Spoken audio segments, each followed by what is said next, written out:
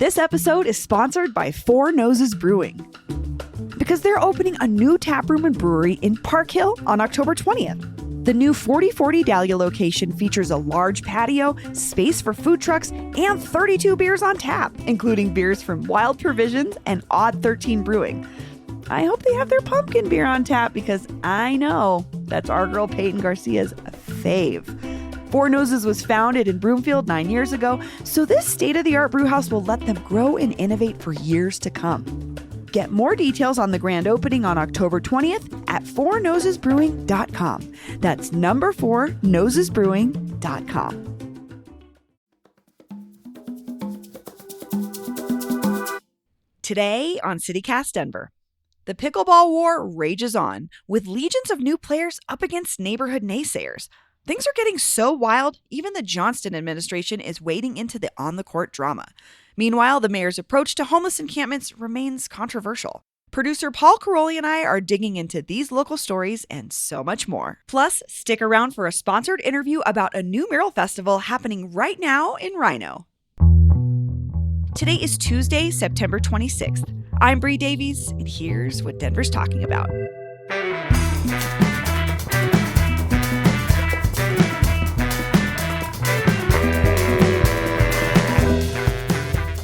Hey, Paul. Hey, good morning, Bree. Good morning. So we're officially in fall. Oh my gosh. We are fully immersed in the immersive season known as fall. We love immersive experiences here in Colorado. Yeah, well, I love this one. Fall's a great season. This is how I think I know I'm not a millennial, since I always hear millennials say, like, Halloween's our Christmas. And I'm like, I guess I'm a Gen Xer because Christmas is my Christmas. You're not a Halloween person? You like to dress up. That's something about you. My husband and I, Greg and I, our tradition is to go to Wizard's Chest and pick out costumes together. And now it's going to be even more fun because we have a kid who has an opinion. And I'm 99% sure he's going to want to be Spider-Man. Hey, that's a good one. It's something.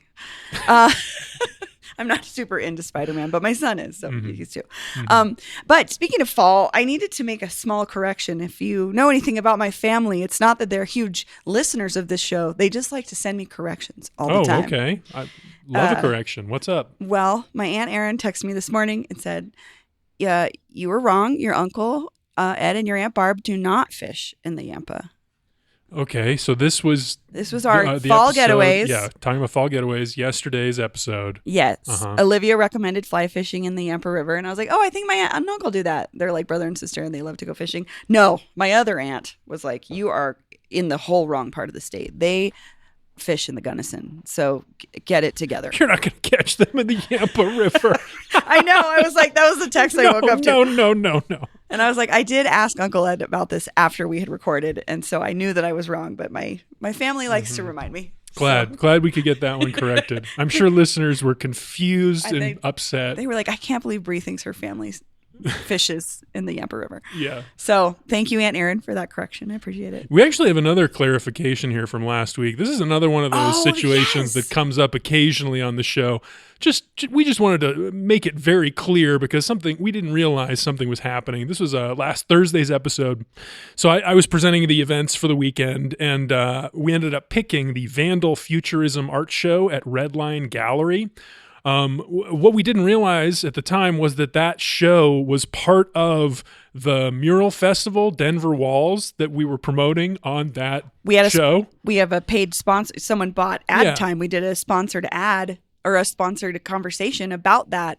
And so we just want to let you all know the post-Vandal Futurism show that we touted all last week, we did not know was connected to someone who was an advertiser with us. So we just wanted to be transparent. I will also just give another plug for that show. I went to the opening. You went. I went to the opening. It was amazing. It's so cool to see art that had long been considered a nuisance in this really beautiful gallery space. It was so cool. So I don't remember how long that's running for, but I would definitely check out the post-vandalism future. Vandal futurism, graffiti futurism. I should know. I took a bunch of pictures. That's the gist. It was great. It's at Redline. Highly recommend it. So I'm glad we got that out of the way, Paul. We want people to know that we're trying to be as transparent as possible. Mm-hmm. What do you say, Bree? Should we finally get to the news? And it's our biggest small town story of the year. It's every town's biggest story of the year. Is this a national problem? Oh yeah, this is the same story everywhere. Yeah. Okay, so the problem is, or the issue at hand is to support or not support the playing of pickleball in your neighborhood. Yeah, so maybe I'll quickly recap where Please. we've been, because there's been some new developments that are really quite interesting. Pickleball, I'm sure you've heard of it at this point. You've probably heard it being played. That's the main complaint is that it's very loud. But it's this hybrid new sport of ping pong and tennis. It really popped up during the pandemic, and I think it appeals a lot to older folks trying to stay active, because it's like a pretty accessible way to be social and active. And it also feels like why hipsters started doing kickball 20 years ago. It's like something you could drink beer and kind of do as well. You think you could play? You think you could drink beer and play pickleball? The pickleball players by my house, that are Houston Lake, they have like full on parties around the pickleball courts. Really? They all bring their dogs. There's like picnics.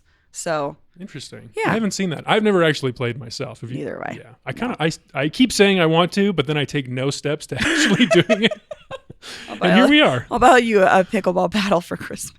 That'd be nice. That'd be nice. So the issue really, though, is, like you said, the sound is one of the things. What is going on? Yeah, so the problem is that this sport is very, very, very popular now. There are about an estimated 6,000 pickleballers in Denver alone. Wow. That's according to Fox 31. And there's not enough places for them to play. There's 38 outdoor courts at 8 sites across the city. And from what I understand, all of them are packed from morning, noon to night. It's that distinctive thok of pickleball. So that problem, the noise issue, has led to conflicts all across the city. Across the metro, I mean, other municipalities are dealing with this too. Exactly. About 6 months ago, Centennial banned the construction of new courts. Earlier this month, Glendale, which is, the city that's, I don't know if you call it a suburb, but it's kind of inside of Denver. Literally in the middle of Denver. Yeah. They banned pickleball on tennis courts earlier this month, but they also approved the construction of new dedicated pickleball courts.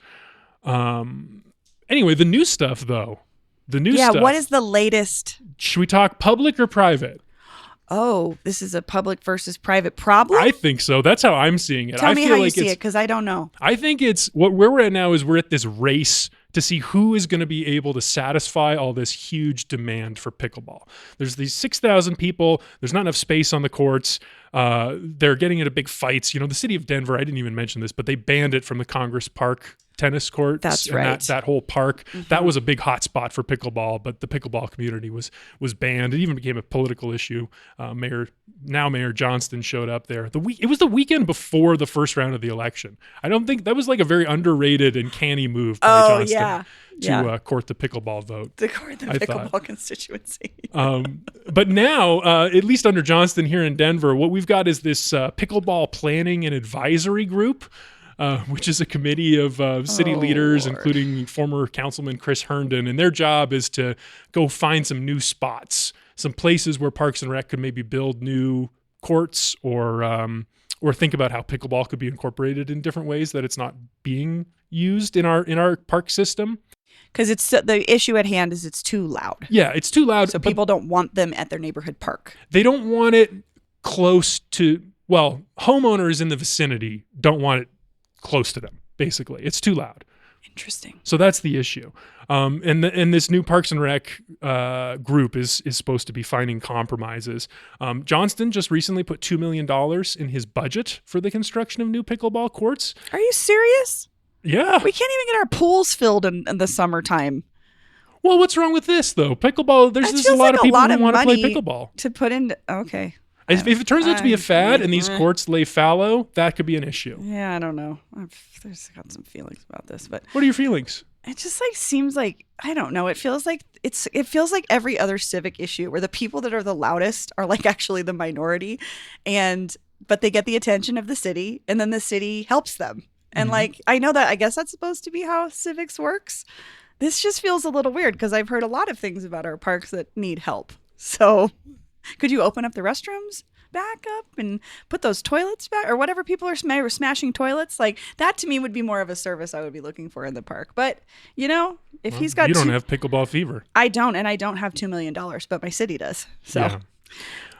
So he's genuinely approaching this situation in a serious way. Yeah, and this pickleball advisory group has been scouting locations, and I guess what they're talking about now is a rule of establishing a buffer of 350 feet between any pickleball courts and a private home. It seems like they think that's about the distance that would be required for the sound not to be too irritating to cause a problem. Interesting. It's similar in Centennial, although they're actually looking at a slightly smaller buffer zone, which is interesting. Centennial had banned the construction of new courts. They just lifted the ban, but it also came with these new rules that they're going to be debating. So it's I think the ban expired or something. It was a ban to give them time to come up with these rules, and now they have the rules, so they're debating the rules. Okay, that makes sense. Yeah, so they've got the rules like only allowing play between 8 a.m. and 8 p.m., requiring a permit for a court to be built between 250 feet and 600 feet from a home, because that's the amount of space where the sound would not exceed 47 decibels. It is like so scientific and precise the way people have gone into this sound issue. The sound issue is such a whiny baby thing to be mad about. I'm sorry. I live in a neighborhood that is loud as AF. But you knew that 24/7. But you knew that when you moved in. If you bought a house in Congress Park, in a beautiful, quiet Congress Park, you paid upwards of $1 million for a... You're a sucker. I don't know what to tell you. You don't like... I love my neighborhood. I also deal with what my neighborhood is. It's in a city. So you got to hear sounds that you don't have control over. This feels like a control issue to me. That's where I don't really have sympathy for either side, I guess is how I would put it. Interesting. Where do you fall, Paul? Nowhere. I have no dog in this fight. Same. I just think it's an interesting thing that's happening, honestly. I mean, as a disc golf player, I know that the demand on space is like a big issue, and it has shaped how the hobby has grown or not. Mm-hmm. So for this new pickleball thing, that's kind of how I see it too. Although the demand is way, way higher. Pickleball, much more popular than disc golf right now. I think what I would hope to see come out of this is that we do devote more, maybe creating more space for public parks in those. Also, my neighborhood, tons of parking lots. Could we turn one of those into a small pocket park with a pickleball court? Maybe. Sure. Maybe. The private sector is more interesting. And this is where the race thing comes into it. Because like as the Mayor Johnston's pickleball advisory group is looking for spots, do you remember Robert Thompson, the founder of Punch Bowl Social? Yes. Who got pushed out of that company during the pandemic? Right. Yeah. Because is he rising from the ashes as the king of pickleball? Exactly. He's the private pickleballer? He has got perhaps the biggest, most ambitious private pickleball concept that he's working on, set to open in 2024 in Centennial. Camp Pickle, a 5-acre, 5,000 square foot pickleball campus. Is it indoors? No, it's mostly outdoors, although there are indoor courts too. That seems like a lot of it. That feels like a concentrated area of pickleball then. Oh, yeah. That doesn't sound Imagine great. the sound. No, I imagine 1 or 2 courts. And again, I'm basing this on the one park I go to where people play this. Mm-hmm. There's like, I don't know, 3 or 4 courts. I can't imagine like a dozen. I could see where that would be a problem. Mm-hmm. But I don't know. Anyway, here's the very last story and maybe the highest high this pickleball mania has ever hit. The Denver Post reported last week that Denver resident Tiffany Ash, who's a 3rd grade teacher at Marama Elementary, will be competing on a new reality TV show called Pickleball Paddle Battle, in which the winner doesn't get a cash prize. What you get is a franchising contract with the Arizona-based pickleball campus chain Pickleball Kingdom. Wait a minute, so you become a franchisee owner like a McDonald's? Yeah. That doesn't ever seem like it turns out to be a good deal. Why not? Well, it's just like someone's giving you a business responsibility. Yeah, but a huge opportunity. I mean, Pickleball Kingdom, presumably, I don't know much about this chain, but presumably they've got a good business model figured out, and there's a massive, massive unmet demand for pickleball courts here in Denver. I think that could be a cash cow. Interesting. Well, we'll be watching this story because it seems to And hearing just it. be hitting the news every week. Truly. Yeah, and hearing it. We'll be hearing it whether we want to or not. Well, we're going to take a quick break, and when we come back, more news.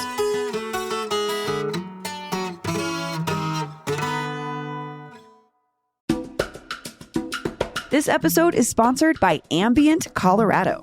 Ambient Colorado is a new podcast showcasing the sounds of Colorado's great outdoors. So if you want to escape to the wilderness, just put on a pair of headphones. It's a new series of half-hour episodes made by and for nature lovers. Recent episodes feature thunder showers in Rocky Mountain National Park and birdsong on the Pawnee grasslands. It also celebrates the ecosystem right under most of our noses with sounds of the great Colorado backyard. There's minimal narration, so it's great for anyone looking for a relaxing listen or something to fall asleep to. And it's recorded in high fidelity, so close your eyes. It feels like you're there.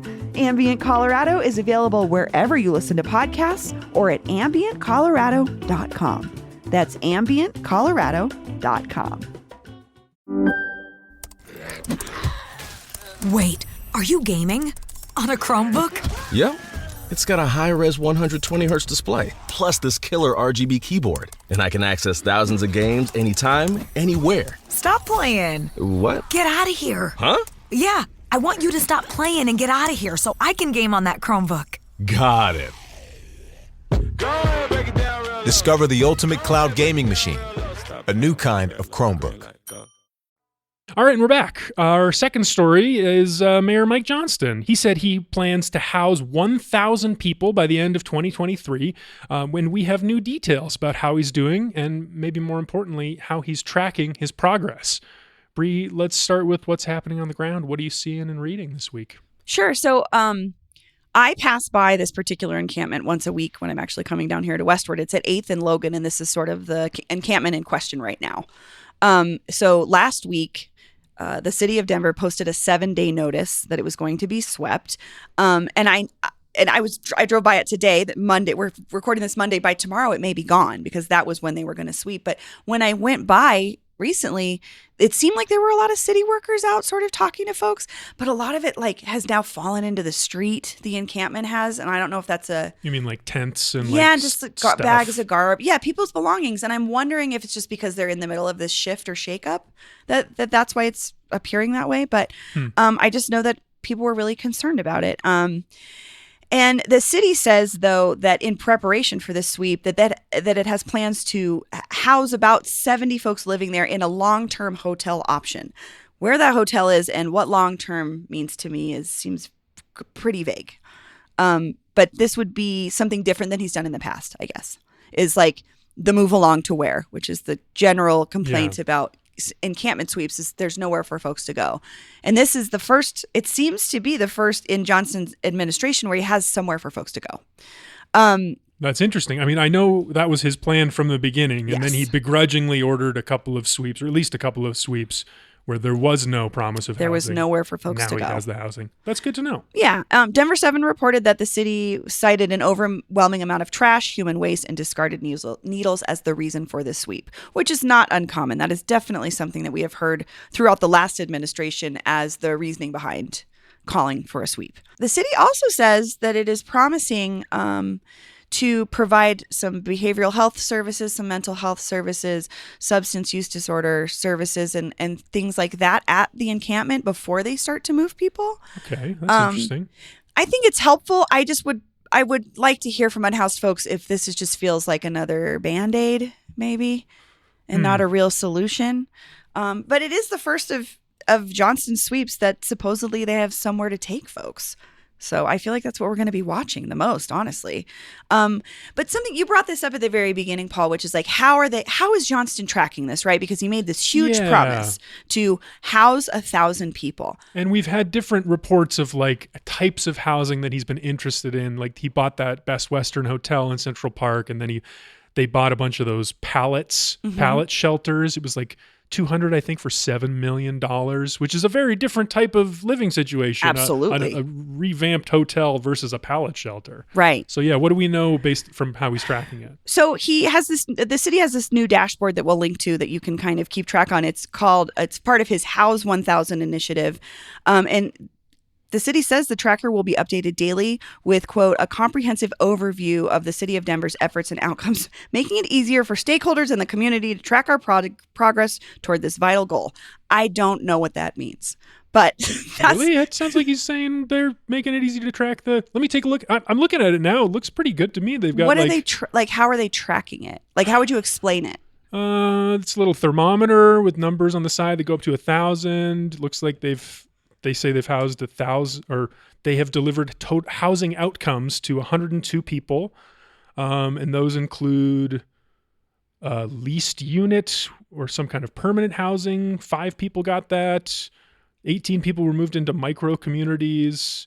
6 got motel vouchers. So it sounds like they're kind of trying to piece here together some opportunities out of various places or ideas. Yeah. So the thing that I thought was interesting too here was the term, what a housing outcome is. I'm interested in that. So according to the Denver Post piece, if people return to a tent from being in a shelter some sort of shelter they were given, if they return back to the streets in 14 days, they're still considered housed. So if they stay in that hotel, that transitional hotel for 2 weeks, but they end up back on the street, they're still counted as housed, according to this. That's so, feels like he's setting now maybe a low bar or a lower bar than he let us believe he was aiming for. I mean, I think it might have been, now that you're in the middle of the soup, you know that it's not as easy as just housing people, right? Yeah. Like, there was an interesting quote from my friend Kathy Alderman of the Colorado Coalition for the Homeless. The coalition's one of the largest organizations that serves unhoused folks. And she says that providing these alternate shelter locations, micro communities, hotels, pallet shelters, whatever they are safer places than sleeping on the streets. And that's a good thing. But they're not housing. That's her criticism as someone that works in this world. I mean, that's a pretty serious criticism. Especially from an organization that does a lot with the city directly. I am constantly struggling with this issue because I, like most normal people, want people to be housed. But I'm understanding now how much of a struggle it is to do that. It's not as easy as just putting someone in a house. But also I'm seeing, I drive by that encampment every week. It doesn't look great. Mm-hmm. And I think they're one of the encampments that was receiving trash service recently and had a porta potty, which is great. Yeah, I drove past earlier as well, and I saw some newer type tents. It clearly looked like they had received some services from the city. Sure. So it feels like one of those remains to be seen.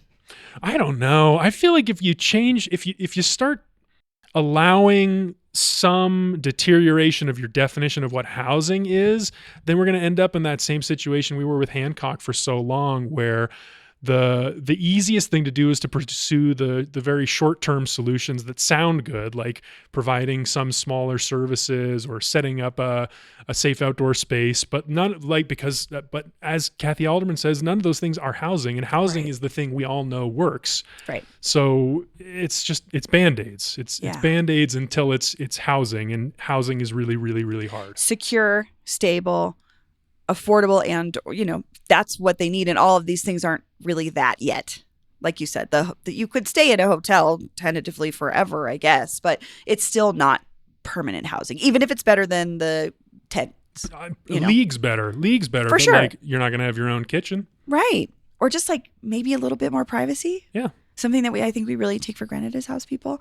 I don't know. I guess it's good, though, that they're tracking it on the website. I do think it's important, though, for us to continue to be critical of what a housing outcome is, like you said, so it doesn't become deteriorated and we're back to square one again. Yeah. I mean, if we're talking about sending people to group shelters and we're defining that as housing, which we know is not. Yeah, it really is square one. And the unhoused community has been saying this for decades. The shelter system doesn't work. Mm-hmm. I hope for the best, and I really am trying to stay optimistic here, Paul, because we're only a couple months into this new administration. Yeah, we'll keep talking about it. We'll see. Hopefully we get to talk to Mayor Johnston about it soon. I'd like to see what he's thinking.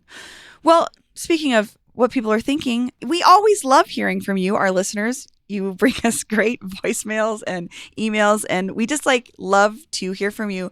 And we wanted to share some of those today. So what are our listeners, what are our members, what are our friends talking about, Paul? Okay, sure. So we got an email from a listener, Alex W. Hi all.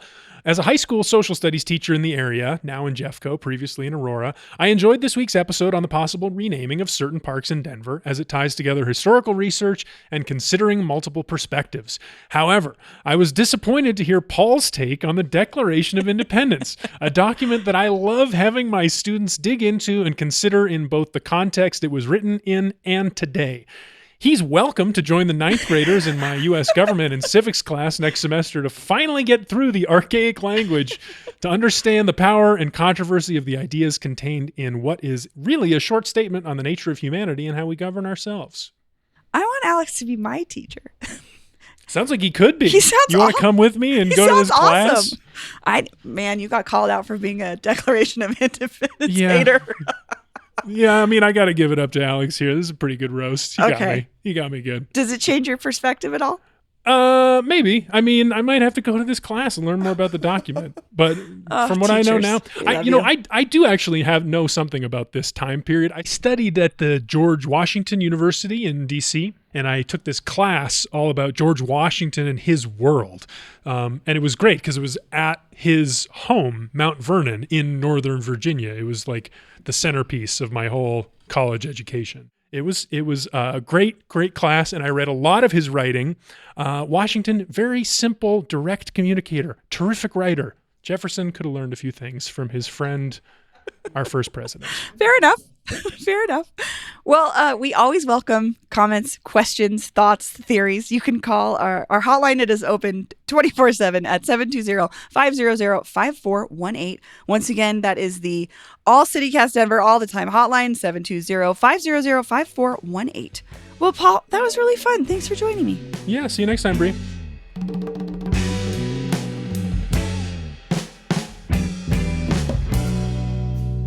And now, please enjoy this sponsored interview with Allie Grimm, the organizer of a brand new mural festival called Denver Walls, which is splashing across Rhino from September 22nd to October 3rd.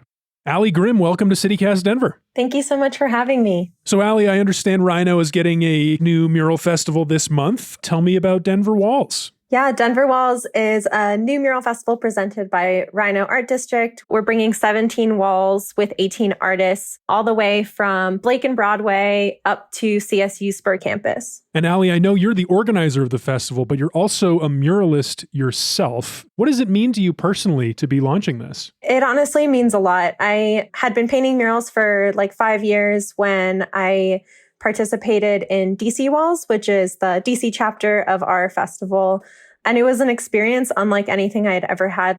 A lot of the times when we're painting outdoors, we're painting in dirty alleys, we're interacting with, all kinds of crazy stuff. But to have a moment where you're so deeply cared for and you also get to create, that's something so special. And I'm really grateful to get to bring it here. I'm thinking about listeners who maybe have been to a mural fest here in Denver before. This is not the first. It's not even the first in Rhino.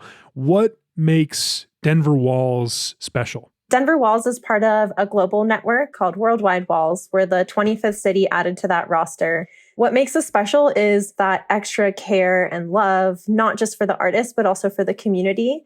And so when I put the festival together, I wanted to really exemplify Colorado culture by bringing in a tech element and celebrating that we are the best of both worlds. You get the mountains on one side, but you also have all this innovation happening. So we have a blockchain element. We're going to put bronze plaques on all of our walls that you can just tap your phone onto them, and then you'll be able to earn rewards with us. We have augmented reality. We have projection mapping. Those little things are kind of what set us apart, in addition to the really insane lineup that we have, bringing artists in from places like South Africa, Spain, Austria, Germany, as well as all over the US, and of course, celebrating our local artists as well. Oh, the lineup we have to talk about. I mean, I saw Detour's name on there, Thomas Evans. I think listeners are going to know Detour from his now famous Nuggets mural. Who are you most excited about seeing? I have a couple favorites. Faith 47 is a South African artist.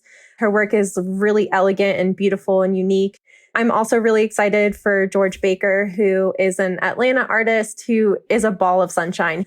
All of his work is always this really joyful cartoon style. We have legends like Dulk and Nitro, Squidlicker, Greg Mike. But then we also get to celebrate our locals. Like you said, Detour is painting a 16,000 square foot parking deck at the Source Hotel. It's our largest project, and Whoa. it meant so much to us to have a local get the biggest piece. Everything that we're painting is exceptionally beautiful, and I'm so excited for. Oh gosh, me too. I mean, a huge new Detour mural in Denver. That's an occasion. Oh, yes. Allie, so I'm thinking about, there's probably also a lot of people out there who've never been to a mural festival before. I understand that there's opportunities to watch these world-class artists do their thing, but what else can people expect? Our main events start on the 27th. We're hosting a workshop course at Green Spaces for creatives and entrepreneurs. On the 29th, we have a gallery show with Vantage Point, the largest street art podcast in the world, and James Below, who hosts it, is one of our incredible artists. And then on the 30th, we have kind of a street art fair where we've invited local artists to vend as well as local small businesses. We also have a really exciting paint battle called Secret Walls. Yeah, I was curious about that. What does that even mean? It's a 3 versus 3 artist paint battle with only black paint, where the artists kind of have to just make things up as they go on the teams. It's 90 minutes, and then at the end, the crowd votes by cheering. They use a decibel reader. So it's really high energy. It's really fun.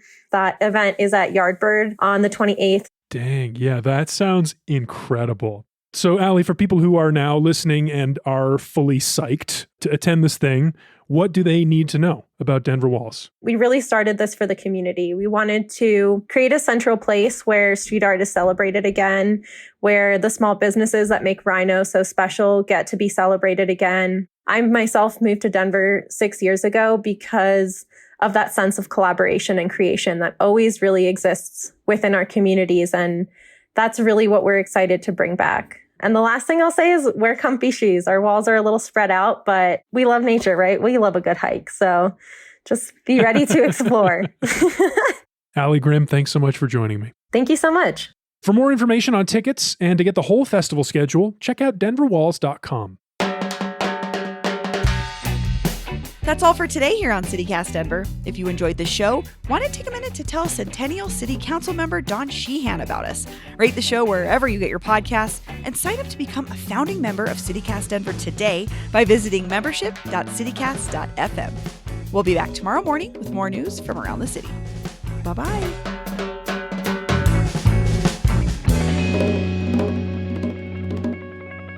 If you enjoyed the show, why not take a minute to tell Centennial City...